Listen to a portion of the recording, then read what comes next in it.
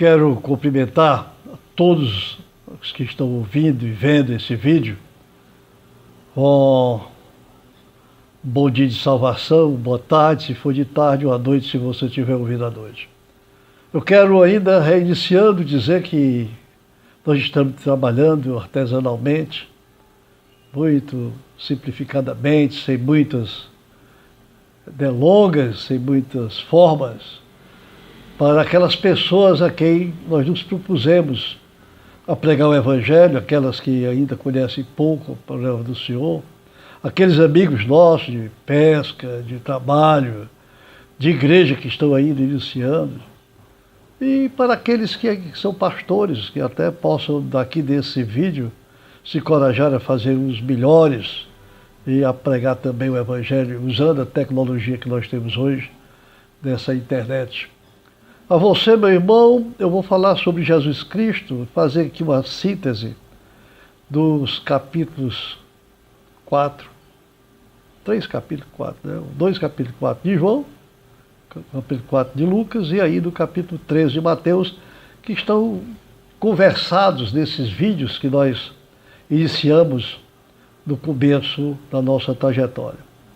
Então eu não estou muito, vamos dizer assim, convencido de que devo passar por cima ainda dessas parábolas, porque ela tem muito que ensinar, e eu preciso, de certa forma, ir colocando mais coisas palpáveis para as pessoas que estão adentrando no Evangelho. O primeiro delas é que está constituído lá em Mateus do capítulo 21, quando José se espantou com o anjo que apareceu e disse: olha, Maria, tua pretensa mulher, terá um filho, posto que vai ser acobertado, vai ser vamos dizer assim, da cobertura espiritual do Espírito Santo, e dele nascerá um filho que se chamará Jesus. E Jesus virá para a salvação de todo o povo, todo o seu povo. Então o objetivo principal desde o começo, desde o nascimento de Jesus, a gente precisa entender isso, porque muitas pessoas acham e entendem que Jesus veio para muitas outras funções. Ele veio aqui na terra, ele fez muitos milagres, fez grandes coisas abençoadas por Deus, o Pai, mas ele veio exatamente duas coisas principais. Primeiro, glorificar o Pai pela salvação de toda a sua criação. Está lá em Mateus capítulo 1, versículo 21. Se veio para a salvação de toda a humanidade, é porque aí nós temos que entender que essa vida que nós temos aqui é uma vida terrena, é uma vida passageira, limitada, e que todos nós temos grandes experiências com relação a ela. Alguém que está ouvindo esse vídeo já perdeu o pai, perdeu a mãe, perdeu o irmão, e a gente tem que dizer que um dia nós partiremos. Eu gosto sempre de dizer assim, de certa brincadeira, diz: olha, já morreu Pedro Álvares Cabral, Cristóvão Colombo, o meu pai, o Francisco Mavinier, já morreu, então nós vamos um dia partir. Eu estou caminhando na direção e pedindo a Deus que me dê muita paz nessas horas tão difíceis que a gente passa de tantas provações. Mas o Marcos diz assim, no seu capítulo 8, do versículo 36, de que vale o homem ganhar a vida inteira tantas coisas e perder a sua vida, ou perder a sua alma, ou perder a sua vida, como diz o Evangelho, porque se ele diz que perdeu a sua vida, é porque tem uma outra vida. Não é só essa vida aqui. E a gente tem que crer, meus irmãos, que um dia nós estaremos diante do Senhor e com Ele nós trataremos dessa vida que nós estamos passando aqui. E é nessa direção que eu sempre gosto de pregar o Evangelho. Eu me livro de tantas outras coisas para pregar, de tantos milagres que acontecem, de tantas conjunturas obrigatórias que Deus pode ter com aqueles que creem daquela maneira, para me definir na direção do Espírito Santo, do Deus Pai Todo-Poderoso e do seu Filho Jesus, que veio para a salvação de todos eles. Eu começo dizendo que, no capítulo de Marcos, que naqueles dias veio Jesus a Nazaré, o seu filho Jesus Cristo, que foi a via para ser batizado por João. Veio para ser batizado por João.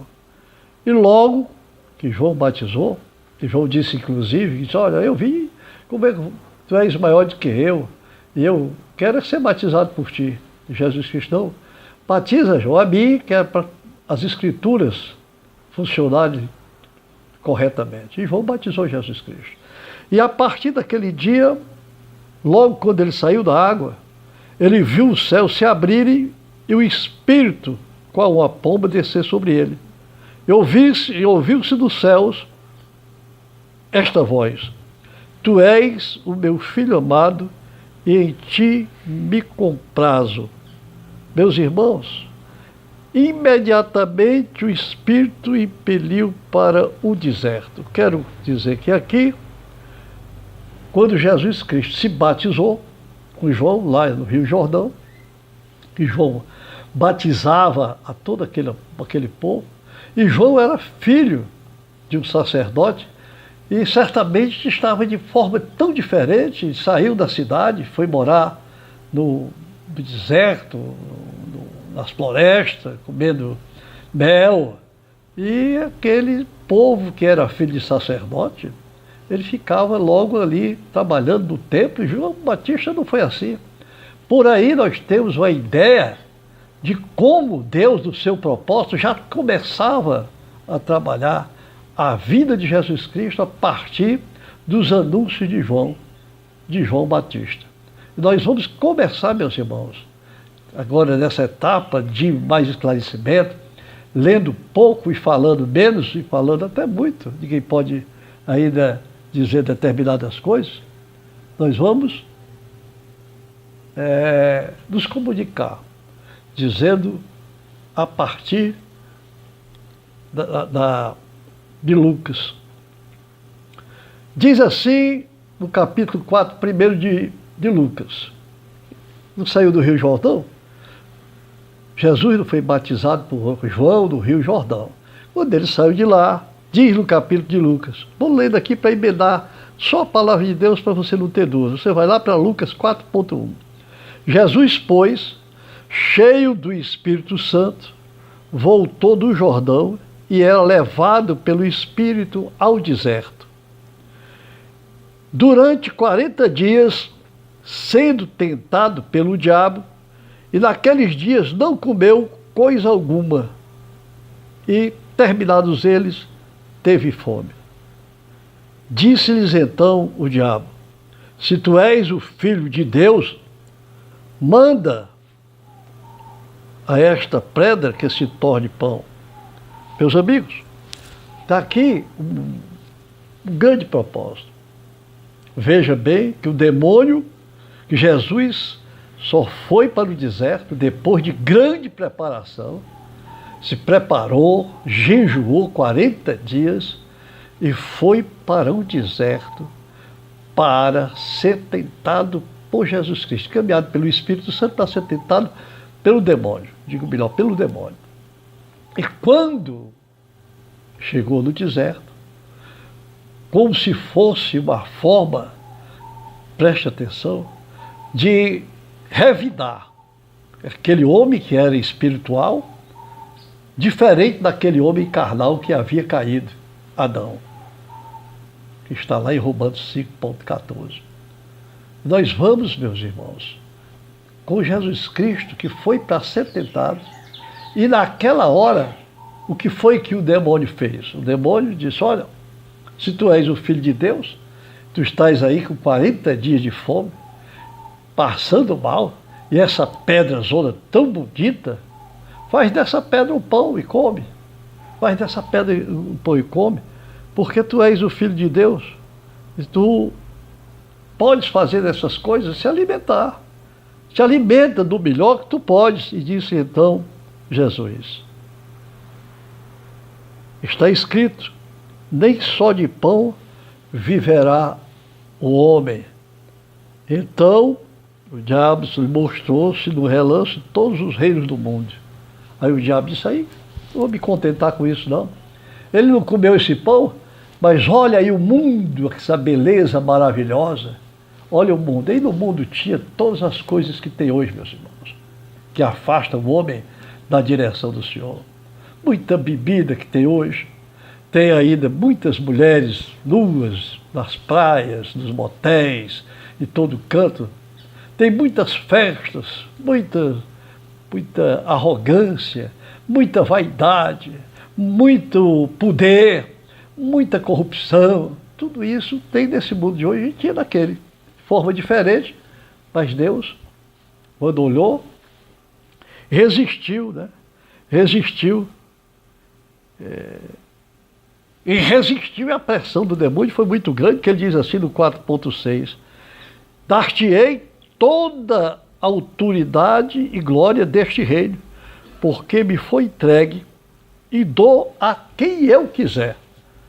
Depois você vai saber por que é que o reino, por que é que o reino terreno foi entregue ao demônio. Ele usurpou de Cristo lá, primeira eternidade, por Lúcifer. Essa história eu ainda vou contar para você saber de onde é que vem todas as coisas.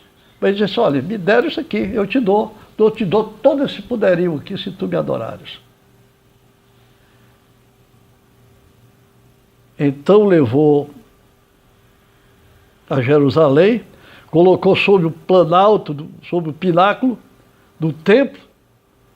Se tu és filho de Deus, lança-te daqui abaixo, aos seus anjos te ordenará a teu respeito. Jesus Cristo não queria provar para ele que era filho de Deus, nem estar fazendo isso porque era filho de Deus.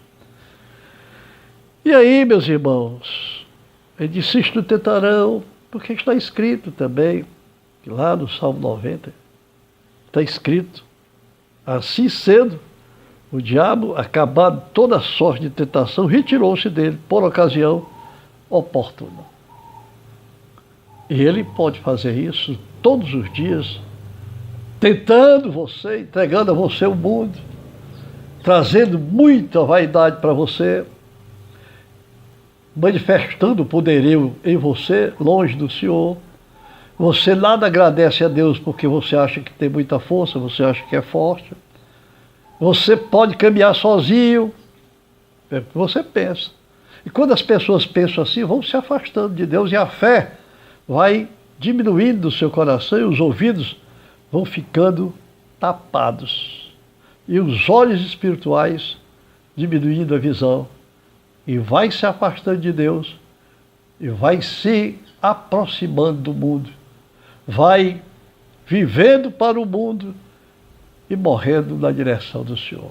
Eu paro por aqui e volto em seguida com a continuação das 3 parábolas que nós vimos fazendo algum comentário. Um abraço e tchau.